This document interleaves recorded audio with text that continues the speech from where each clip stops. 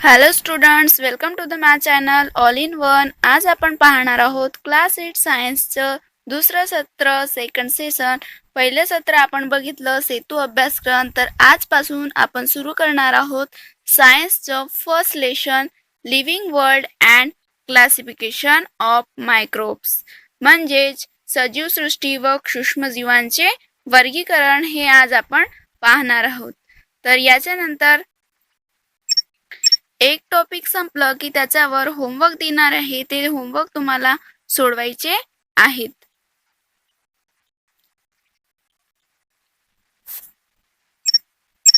चला तर सुरू करूया आजचा आपला टॉपिक. तर टॉपिकची सुरुवात आहे कॅन यू रिकॉल, म्हणजे थोडे आठवा. थोडे आठवाय तर आपल्याला क्लास 7 मध्ये हा झालेला आहे. त्याच्यावर काही प्रश्न विचारलेले आहेत, त्याची तुम्हाला उत्तरे द्यायची आहेत. तर होऊ शकते की तुम्हाला क्लास 7 मध्ये झालेले नसेल, तर आपण त्याची उजळणी पहिल्यांदा घेऊया. तर क्वेश्चन फर्स्ट आहे, what is the hierarchy for classification of living organism. What is the hierarchy for classification of living organism. सजीवांच्या वर्गीकरणाचा पदानुक्रम कोणता आहे. तर त्याचे classification kingdom, phylum, class, order, family, genus, species. तर त्याचे क्लासिफिकेशन 7 याच्यामध्ये केलेले आहे. तर ते कोणते कोणते आहेत, तर kingdom, phylum, class, order, family, genus and species. तर किंगडम म्हणजे काय, तर सृष्टी, फायलम म्हणजे संघ, क्लास म्हणजे वर्ग, ऑर्डर गण, फॅमिली कुल, जीनस प्रजाती अँड स्पेसीस म्हणजे जाती. त्याच्यानंतर क्वेश्चन सेकंड आहे, who invented binomial system of nomenclature. तर आन्सर आहे कार्ल लिनस. याचा अर्थ असा आहे की सजीवांना नाव देण्याची द्विनाम पद्धती कोणी शोधली. Who invented binomial system of nomenclature. तर सजीवांना नाव देण्याची द्विनाम पद्धती कोणी शोधली, तर कार्ल लिनस. त्याच्यानंतर क्वेश्चन 3 आहे, which levels of hierarchy are considered while writing the name in binomial nomenclature. तर द्विनाम पद्धतीने नाव लिहिताना कोणते क्लासिफिकेशन विचारात घेतले जातात किंवा लक्षात घेतले जातात. तर त्याचे आन्सर आहे जीनस अँड स्पेसीस. जाती आणि प्रजाती हे लक्षात घेतले जातात, विचारात घेतले जातात. आता आपण सुरू करणार आहोत biodiversity and need of classification.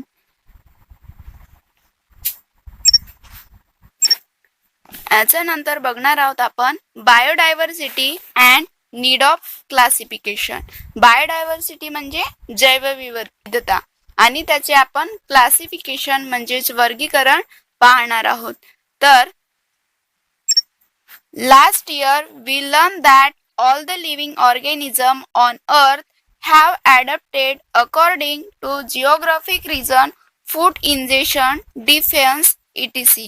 तर मागच्या वर्गामध्ये आपण पाहिले होतं की भौगोलिक प्रदेश म्हणजेच जिओग्राफिक रिजन, फूड इंजेशन अन्नग्रहण अँड डिफेन्स म्हणजे संरक्षण, अशा विविध कारणांनी काय तर पृथ्वीवरील सजीवात अनुकूलन झालेले आपल्याला आढळते. While adapting, many differences are observed in the organism of same species too. तर अनुकूलन साधताना एकाच जातीच्या सजीवातही विविध बदल झालेले दिसतात. According to 2011 census, around 87 million species of living organisms are found on the earth including land and sea. तर 2011 च्या गणनेनुसार पृथ्वीवरील जमीन आणि समुद्र लँड अँड सी. यामधील सर्व सजीव मिळून किती, तर सुमारे 87 million species of living organism, 87 million जाती ज्ञात आहेत. तर to study such a vast number it was essential to divide them into groups. तर एवढ्या खूप प्रमाणात असलेल्या संख्येने असणाऱ्या सजीवांचा अभ्यास करण्यासाठी, त्याची स्टडी करण्यासाठी त्याची गटामध्ये विभागणी केलेली आहे. तर ते ग्रुप कोणते आहेत, तर so groups and sub groups were created considering the similarities and differences among the living organism. तर त्याचे गट व उपगट असे करण्यात आले. सजीवांचे साम्य व फरक लक्षात घेण्यासाठी गट व उपगट तयार करण्यात आले.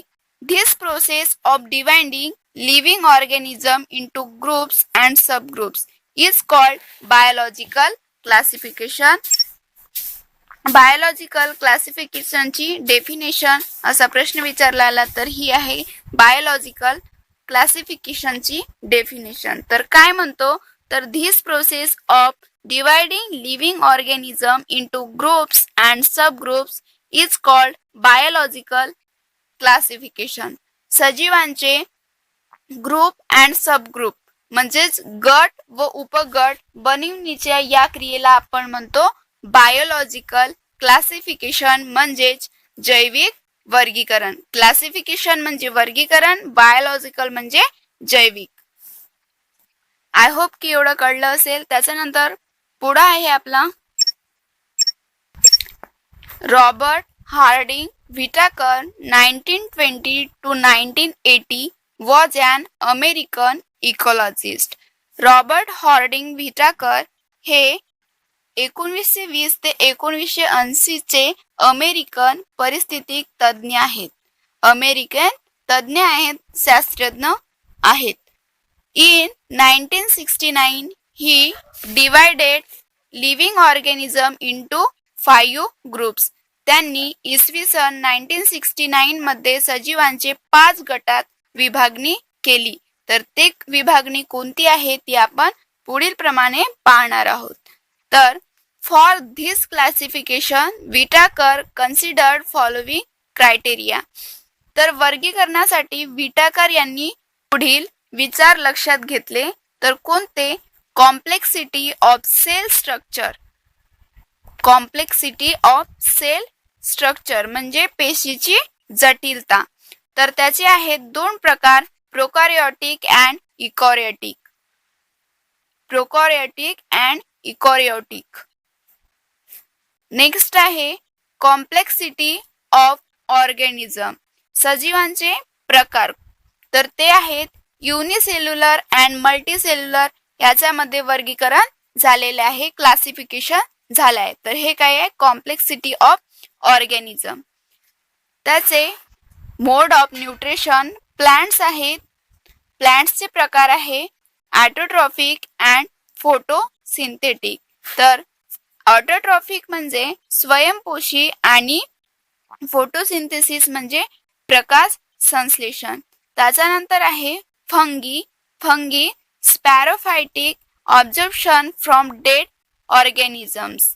ते स्पॅरोफायटिक आहेत म्हणजेच परपोषी आहेत, म्हणजेच कसं तर तून अन्न शोषण करतात. नेक्स्ट आहे ॲनिमल्स. हे आहेत हेट्रोट्रॉफिक अँड इंजेस्टिव्ह म्हणजेच ते परपोषी आहेत आणि भक्षण सुद्धा करतात. ऑटोट्रॉफिक म्हणजे स्वयंपोषी म्हणजे स्वतःचे अन्न स्वतः तयार करतात. अँड फोटोसिंथेसिस म्हणजे प्रकाश संश्लेषणाचा आधार घेतात. Fungi saprophytic absorption from dead organism. मृतावस्थेत असलेल्या सजीवांचा अन्न म्हणून ते अन्न ग्रहण करतात. त्याच्यानंतर ॲनिमल्स हेट्रोट्रॉफिक म्हणजेच परपोषी म्हणजे दुसऱ्यावर अवलंबून असणारे अँड इंजेस्टिव्ह म्हणजे भक्षण करणारे. त्याच्यानंतर त्यांची लाईफस्टाईल आहे प्लांट्स आहे प्रोड्युसर्स म्हणजेच उत्पादक आहे प्लांट्स. ॲनिमल्स आहेत कंझ्युमर्स म्हणजेच भक्षक. ॲनिमल्स हे काय आहेत भक्षक आहेत. त्याच्यानंतर फंगी डिकम्पोजर्स म्हणजे विघटन करणारे. डिकम्पोजर्स म्हणजे विघटक. नेक्स्ट आहे फायलोजेनेटिक रिलेशनशिप वर्गानुवंशिक संबंध. फायलोजेनेटिक तर प्रोकॅरियोटिक टू युकॅरियोटिक आदि केंद्रिकी ते दृश्य केंद्रिकी. युनिसेल्युलर टू मल्टीसेल्युलर एकपेशीय ते बहुपेशीय असे त्यांचे क्लासिफिकेशन केले आहेत. 5 टाइप मध्ये त्यांचं क्लासिफिकेशन केलेले आहे आणि हे डिस्कवर्ड कोणी केले तर रॉबर्ट हार्डिंग व्हिटाकर. लिव्हिंग ऑर्गॅनिझमचे 2 पार्ट पडले ते आहेत प्रोकॅरियोट्स अँड युकॅरियोट्स.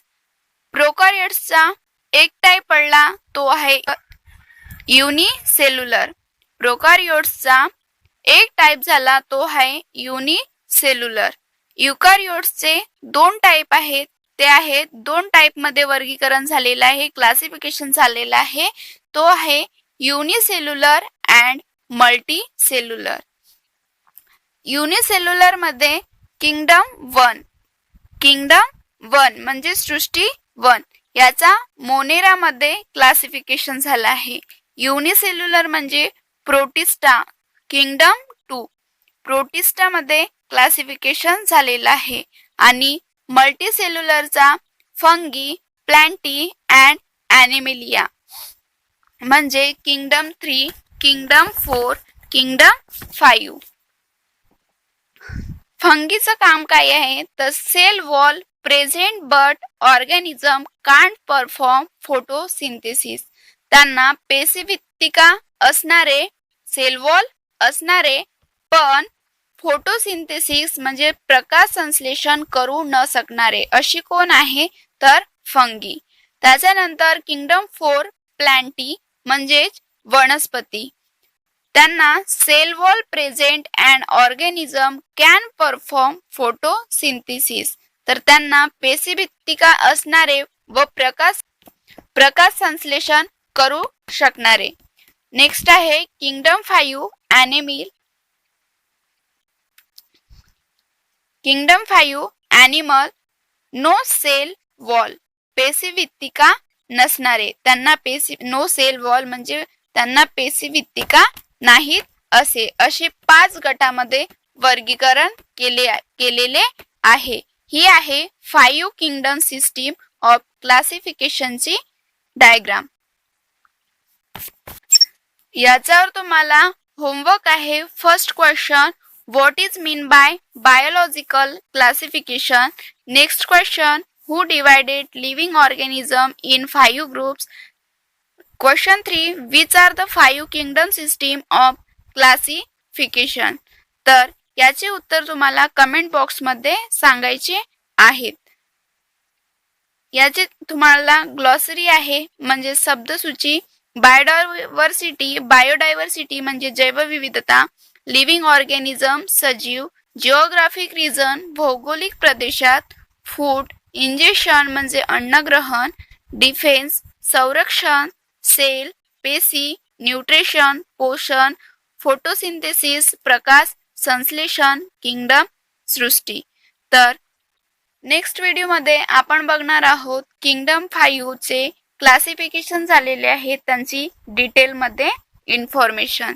तर त्यासाठी चॅनलला सबस्क्राईब करा, लाईक करा अँड शेअर करा.